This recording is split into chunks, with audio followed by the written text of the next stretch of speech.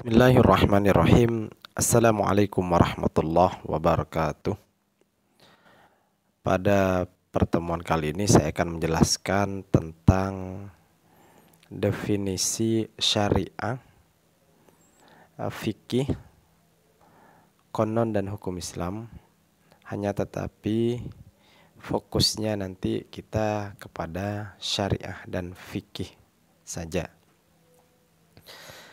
Karena tidak sedikit dari kita terkadang berdebat kusirnya itu adalah di masalah syariah dan fikih.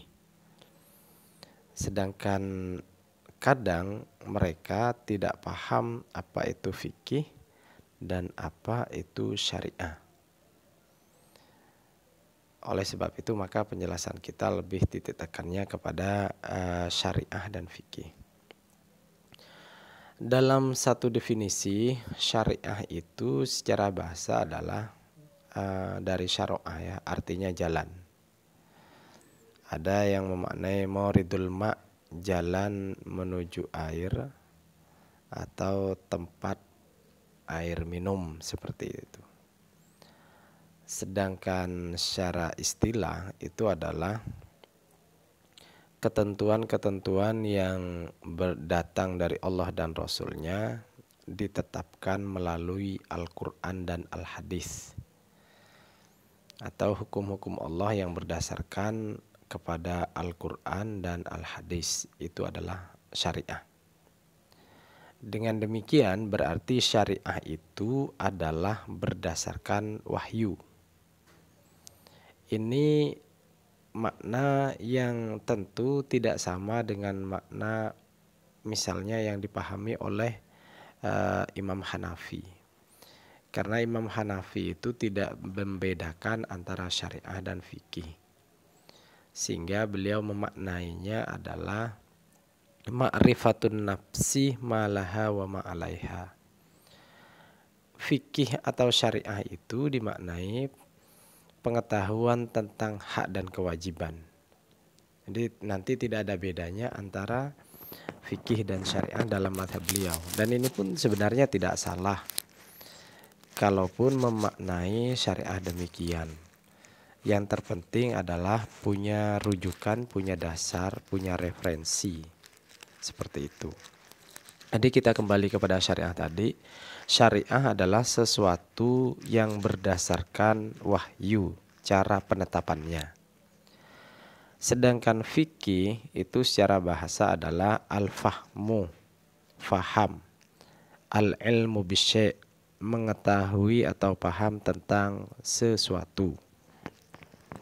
Sedangkan secara istilah adalah fikih itu adalah al-ilmu bil ahkamis syar'iyatil amaliyatil muktasibati min adillati at-tafsiliyah allati tariquha at-tafsiliyah ya allati tariquha al-istinbat. Ada yang memaknai demikian. Jadi pada intinya fikih itu adalah hukum-hukum yang bersifat praktis yang dihasilkan dari ijtihad berdasarkan dalil-dalil terperinci, yang cara menghasilkannya itu dengan cara istimbatul ahkam, mencari hukum dengan cara berijtihad. Itu adalah fikih. Dengan demikian fikih itu berarti dia adalah hasil daripada pemahaman terhadap dalil-dalil atau pemahaman terhadap teks-teks baik itu dari Al-Quran ataupun Al-Hadis. Pemahaman yang saya maksud di sini adalah pemahaman para mujtahid. Sehingga fikih itu adalah hasil olah pikir manusia terhadap nas-nas baik itu dari Al-Quran ataupun Al-Hadis. Karena fikih itu adalah hasil daripada pemahaman terhadap nas atau teks tadi, maka disinilah kemudian hasil hukum yang dihasilkan oleh para mujtahid itu berbeda satu sama lainnya. Dari 4 mazhab saja Imam Hanafi berbeda dengan Imam Maliki. Begitu juga Imam Maliki dengan Imam Syafi'i, Imam Syafi'i dengan Imam Ahmad bin Hambal. Walaupun Imam Hanafi tidak bertemu ya dengan Imam Syafi'i, tetapi ya itulah beda. Akhirnya pendapat mereka beda gitu ya. Walaupun nanti Imam Syafi'i justru bertemu dengan muridnya Abu Yusuf. Tapi Imam Syafi'i berguru kepada Imam Malik. Tentu namanya murid dan guru. Nah, itu tentu ilmu juga didapat oleh Imam Syafi'i daripada gurunya Imam Maliki. Tetapi Imam Maliki dengan Imam Syafi'i memiliki mazhab yang berbeda. Dan hasil hukumnya juga berbeda. Begitu juga Imam Ahmad bin Hambal berguru kepada Imam Syafi'i, tetapi Imam Ahmad bin Hambal itu memiliki mazhab tersendiri dan tidak sedikit dari pemahaman-pemahaman mereka itu berbeda atau hasil hukumnya berbeda. Contoh kecilnya adalah ketika menentukan rukun wudhu misalnya. Ya ayyuhalladzina amanu idza kuntum ilas shalah faghsilu wujuhakum wa aydiyakum ilal marafiqi wamsahu biru'usikum warjulakum ilal ka'bain al-ayah. Imam Hanafi itu rukun wudhunya 4 saja sesuai dengan teks Al-Quran tadi. Membasuh muka, membasuh kedua tangan sampai siku, kemudian mengusap sebagian kepala atau sebagian rambut, dan yang keempat adalah membasuh kedua kaki. Nah, Imam Maliki itu berbeda lagi. Yang saya paham kalau tidak salah itu ada 7 punya beliau. Muwallah itu bagian daripada rukun, cepat-cepat. Imam Syafi'i itu ada 6. Sedangkan Imam Ahmad bin Hambal kalau tidak salah ini ada 8. Yang saya ingat adalah antara Imam Maliki dan Imam Ahmad bin Hambal antara 7 dan 8 seperti itu. Tapi pada intinya mereka memiliki pendapat masing-masing dan mereka memiliki rujukan masing-masing seperti itu. Sehingga apa yang dihasilkan oleh mereka dengan hukum yang berbeda tadi itu semuanya ada rujukannya. Oleh sebab itu hasil daripada ijtihad mereka yang berbeda-beda itu jangan sampai membuat para pengikutnya itu terjebak kepada fanatisme, saling menyalahkan, saling menghujat, dan saling mengklaim dirinya paling benar. Ya, apalagi masalahnya adalah dalam fikih, bukan dalam syariah atau bukan dalam usul ya. Dalam pokok, bukan dalam pokok. Kalau masalah fikih itu tentu masih masalah khilafiyah. Satunya kunut, satunya tidak kunut. Satunya baca bismillah dikeraskan, satunya baca tapi sirri, satunya bahkan tidak baca. Hal yang seperti ini lagi-lagi kembali kepada tadi bahwasannya fikih itu adalah pemahaman para ulama terhadap teks-teks tadi sehingga menghasilkan hukum yang berbeda, dan perbedaan itu tidak perlu dijadikan alat untuk saling mengklaim bahwasannya dirinya paling benar. Jadi klaim kebenaran itu ya ada pada dirinya berdasarkan rujukan dalil-dalil yang tentunya menguatkan pada madhabnya. Intinya jangan saling mengklaim kebenaran gitulah. Kemudian selain syariah, fikih, ini ada konon. Konon itu ada yang menyebutnya itu berarti berasal dari bahasa Yunani, kanon seperti itu. Undang-undang nih ya, kanon itu adalah undang-undang.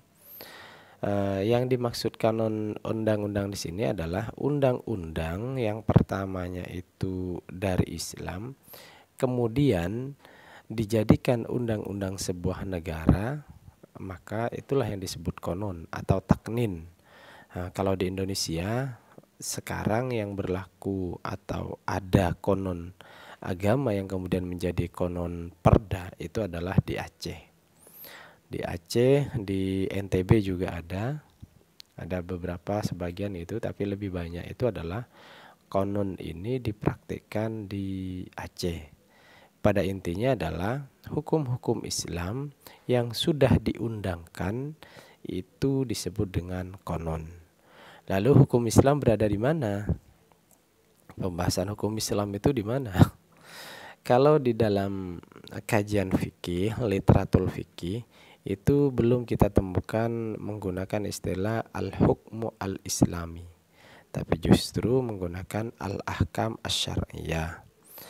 Kalau al-ahkam syariah itu terbagi menjadi dua, atau hukum Islam itu, ahkam syariah tadi kalau di Indonesia kemudian dikenal dengan hukum Islam. Syariah juga kadang dikenal di Indonesia hukum Islam. Fikih juga dikenal hukum Islam. Konon itu karena belum begitu populer, tapi juga nanti dikenal dengan istilah hukum Islam. Saya kembali kepada pembahasan tadi, al-ahkam asy-syar'iyyah atau hukum Islam itu terbagi menjadi dua. Ada hukum atau al-ahkam syariah yang taklifi, ada yang wad'i. Kalau yang taklifi, ya ini yang sudah masyhur di Indonesia, dikenal di Indonesia adalah taklifi itu ada 5, wajib, haram, sunnah, makruh, mubah. Kalau yang wad'i itu ada syarat, sebab, mani, azimah, rusoh, sah dan batal. Itu taklifi dan wad'i. Biasanya di Indonesia yang disebut hukum Islam itu ya 5 itu saja, wajib, haram itu ya, makruh, mubah, sunnah, itu yang biasanya di Indonesia itu ya, yang berkembang di Indonesia seperti itu biasanya.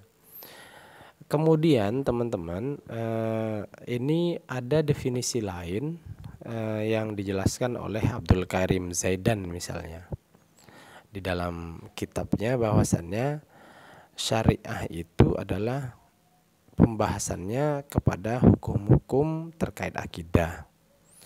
Begitu juga hukum-hukum terkait dengan akhlak, hukum-hukum terkait dengan perbuatan, perkataan, dan amaliyah fikih juga kepada syariah.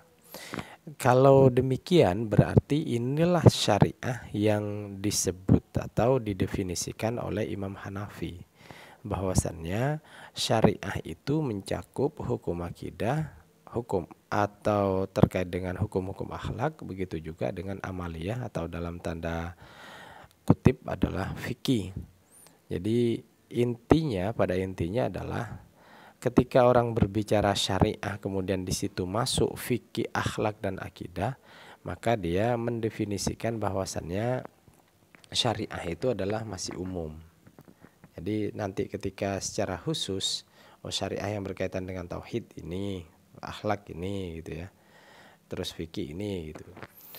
Ya, ini adalah pendapatnya Abdul Karim Zaidan. Sehingga teman-teman tidak usah kemudian menyalahkan punya orang lain. Apalagi misalnya mahasiswa pembahasannya masih masalah fikih, masalah khilafiyah atau furu'iyah, kemudian tiba-tiba saling hujat satu sama lain, dan itu seperti itu tidak elok. Padahal dalam hadis dikatakan al-ikhtilafu ummati atau ikhtilafu ummati rahmatun. Perbedaan di antara umat saya itu, kata Rasulullah, adalah rahmat. Ya. Jadi jangan kemudian dijadikan permasalahan seperti itu, sehingga dari mempermasalahkan tadi itu kemudian timbullah perpecahan. Nah, itu kan tidak elok ya. Di beberapa keterangan ketika kita membahas syariah, karakteristik syariah itu adalah, pertama adalah Rabbaniyah, sumbernya dari Allah dan Rasulnya. Ini yang saya katakan, sumbernya syariah, referensi syariah itu berdasarkan wahyu, baik itu wahyu Al-Quran ataupun wahyu dari hadis Rasul. Ingat, di dalam pelajaran ilmu hadis kita kenal bahwasannya hadis Rasul, sunnah Rasul itu juga bagian daripada wahyu. wa ma yantiqu 'anil hawa in huwa illa wahyu yuha. Dan tidaklah apa yang dikatakan oleh baginda Rasul itu adalah berdasarkan hawa nafsunya, tapi justru adalah wahyu yang diwahyukan kepada baginda Rasul sallallahu alaihi wasallam. Ya, jadi yang pertama syariah karakteristiknya adalah berdasarkan wahyu, atau dalam istilah lain adalah rabbaniyah. Kemudian yang selanjutnya karakteristik yang kedua adalah insaniyah. Insaniyah ini artinya memanusiakan manusia atau sifatnya itu manusiawi. Artinya syariah itu sesuai dengan kemampuan manusia itu. Kalau dia tidak mampu, maka tentu syariah itu tidak layak bagi dirinya, tidak pantas bagi dirinya. Misalnya sholat 50 kali misalnya, yang sebelumnya itu diperintahkan, diwajibkan kepada umat Muhammad itu adalah Rasul sallallahu alaihi wasallam ya, itu adalah 50 kali, ternyata tidak jadi. Itu karena Rasul tahu kemampuan hambanya. Oleh sebab itu maka ya manusiawi tadi, la yukallifullahu nafsan illa wus'aha. Allah itu tidak akan membebankan seseorang di luar batas kemampuannya. Jadi kalau misalnya manusia itu diberi kewajiban tetapi tidak sesuai dengan kapasitasnya sebagai seorang manusia, maka tentu tidak menjadi wajib bagi dirinya untuk diikuti. Oleh sebab itu karakteristik yang kedua, karena syariah itu diperuntukkan kepada manusia, maka karakteristiknya harus insaniyah. Kemudian karakteristik yang ketiga adalah bersifat duniawi dan ukhrawi. Artinya syariah tadi yang dilakukan itu, yang dipraktikkan di dunia itu faedahnya ada di dunia dan ada di akhirat. Balasannya bisa jadi balasan di dunia dan juga balasannya kelak di akhirat. Jadi tidak kemudian orang yang mempraktikkan syariah, melakukan syariah, kewajiban-kewajiban syariah tadi yang diwajibkan oleh syariah, itu balasannya hanya di akhirat saja. Misalnya kewajiban tentang zakat, kewajiban tentang puasa, kewajiban tentang sholat misalnya, itu implikasinya tidak hanya di ukhrawi saja. Ketika orang rajin sholat misalnya, maka sifat yang didapat saat di dunia tentu orangnya menjadi baik, menjadi lemah lembut, jujur dalam beramal, dan bahkan ketika sholatnya bagus maka semuanya akan ikut bagus saat dia berada di dunia. Kenapa?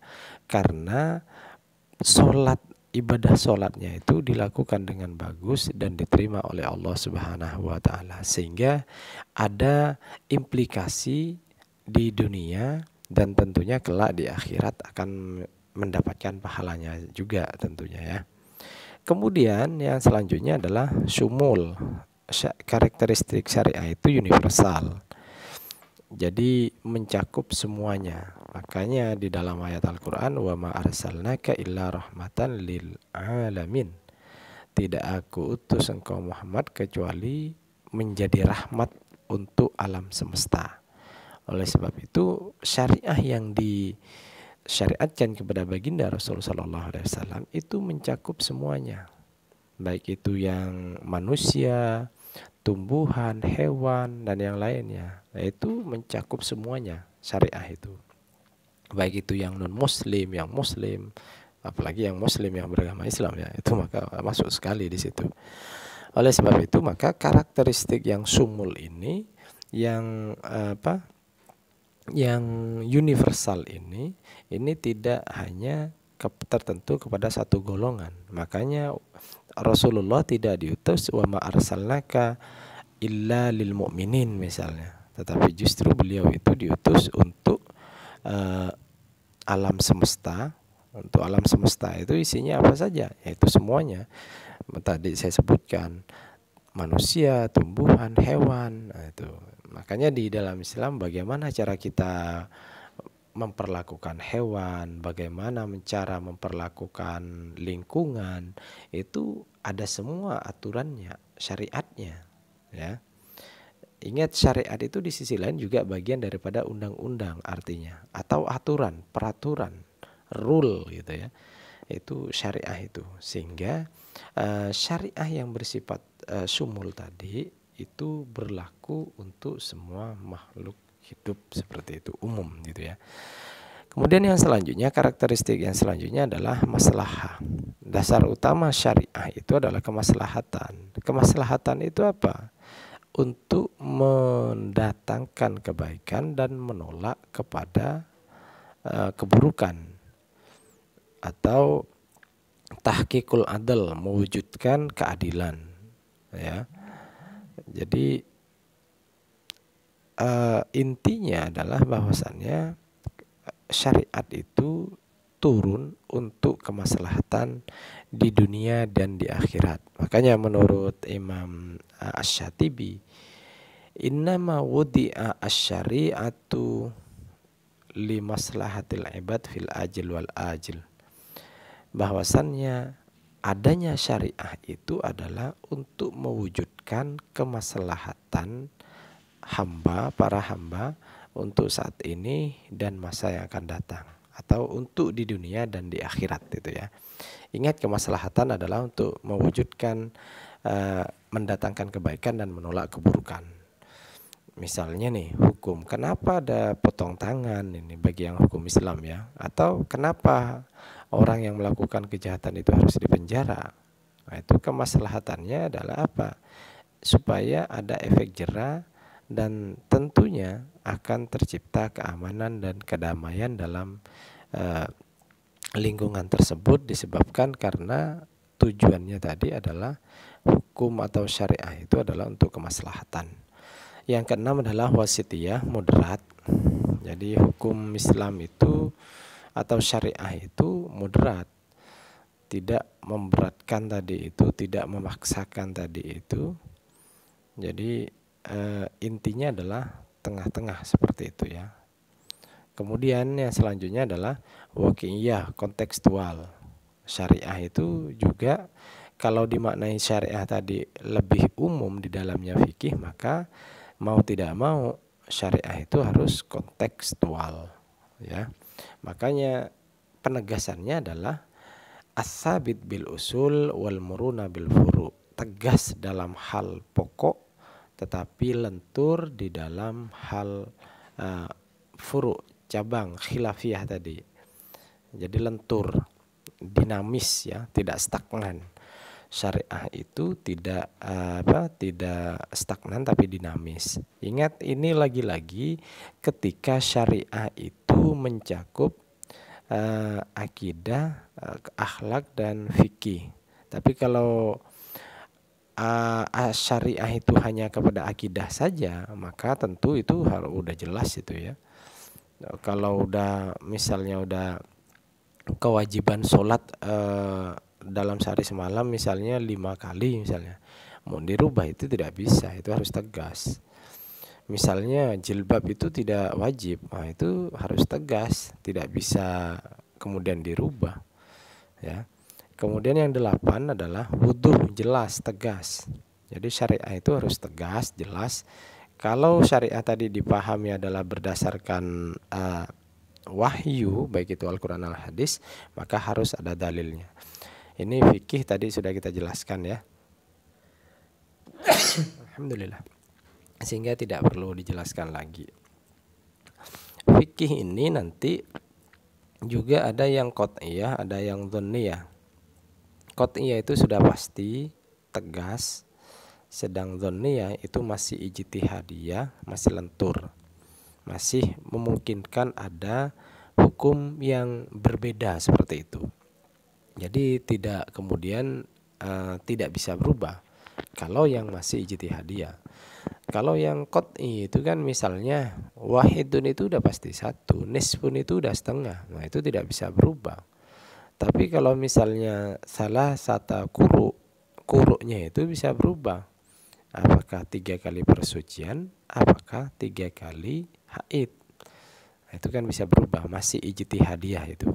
Dan baik itu di dalam Al-Quran ataupun Al-Hadis, itu ada teks yang menurut ulama sudah qat'i, ada juga teks yang menurut kebanyakan ulama itu masih dhonni, masih bisa dimasuki oleh ruang ijtihad gitu ya.